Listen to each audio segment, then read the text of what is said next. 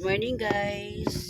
So ngayon ay Monday, may lakad sana ako ngayon pupuntang Cavite guys. So hindi natuloy kasi meron akong dalaw at ayokong umalis ng bahay o ayokong may pupuntahan na importanteng bagay na merong akong regla. So pwede naman siyang next day na lang kapag medyo mahina na yung regla ko guys kasi malakas ang regla ko ngayon. So for this video guys, turuan ko kayo kung paano grabe no, meron palang tamang paglagay ng ating mga napkin.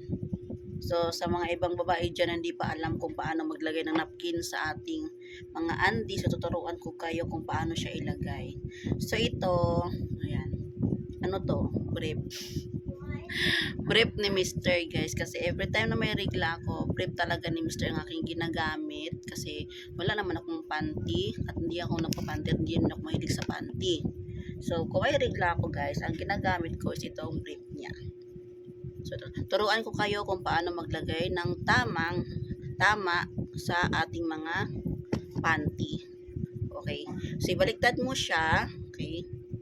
So, gagamit tayo ng tanggalan ko lang to ng baka mamaya sabihin na nag-promote tayo. Hindi po ako nag-promote guys ng brand. Tuturo ko lang kung paano maglagay ng tama sa ating mga panty ng napkin. So, ilagay mo siya. Ito yung with wings, no? With wings, ayan. Ito yung with wings. Ang walang ganitong pakpak, walang wings yun. Tanggalan natin siya. So, yung tagay ginagawa natin, di ba? So, itap natin siya. Okay? Gitnang-gitna. So, ayan. Nakatap na, di ba? Okay, nakatap na siya. So, baliktarin mo. Kailangan nakaharap siya. Tapos, itong pakpak niya, tanggalan mo din. Ayan. Ayan. So, di ba usually yung ginagawa natin sa nilalagay dito, hindi po yon, hindi po ganon. Ipagdugsong mo yung dalawa. Wait lang, paano maipakita sa video. Okay? Ipagdugsong mo yung dalawa, guys. Ayan. Ipagdikit mo yung dalawa. Ayan. Ipagdikit mo yung dalawa para kahit anong kilos mo, anong sayaw-sayaw mo dyan, anong takbo mo dyan, hindi siya malalaglag at hindi siya gumaganon sa gilid, kaya natatagusan tayo, di ba? Napapansin nyo, kahit anong plaster ng napkin natin is talagang nangingiwi siya sa gilid, nag-left and right siya kapag lakad mo, left and right, ganon. Lalo na pag medyo maluwag yung suot mo. So, yan pala ang tamang paglagay ng ating mga napkin, guys. Okay? So, pwede mo siyang baliktarin. Okay?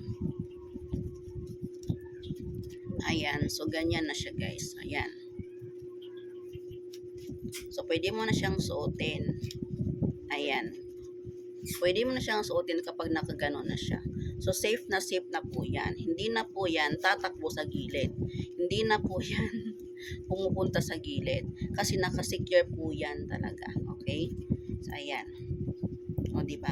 Kahit anong galaw mo, nandyan na po yan. Naka-steady na po siya dyan. O, ganyan mangyayari niya. Kahit anong galaw mo, ikot mo, takbo-takbo mo, kimbot-kimbot mo, kahit magbudots ka pa dyan, hindi siya pumupunta sa gilid kasi sa gitna pa lang naka-steady na siya, talagang nakalock siya.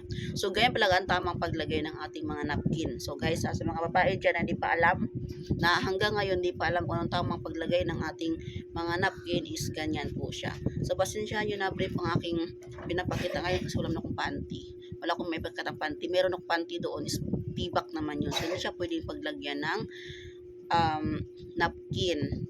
Okay? So, yun lang po siya guys. So, I hope na may natutunan sa ating tutorial for today's video. So, yun lang po guys. Bye!